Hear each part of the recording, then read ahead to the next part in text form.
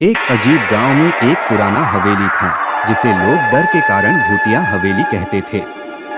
इस हवेली के बारे में कहानियां सुनकर लोग डर के मारे वहां जाने से भी डरते थे।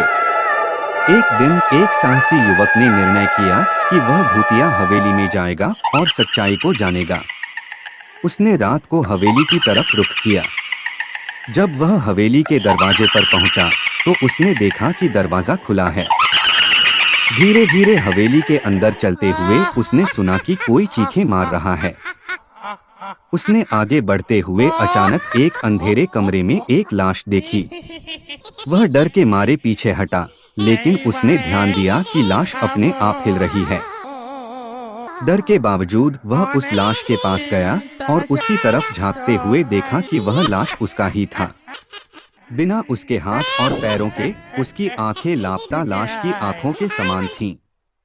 फिर अचानक वह लाश उसे अपनी तरफ खींचने लगी और उसने देखा कि लाश की मुहर उसकी तरफ बढ़ रही है।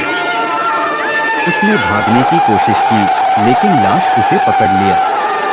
उसने गहरे अंधकार में चीखते हुए भागते हुए अंत में हवेली से बाहर निकला, लेकिन वह कभी भी वहां वापस नहीं गया।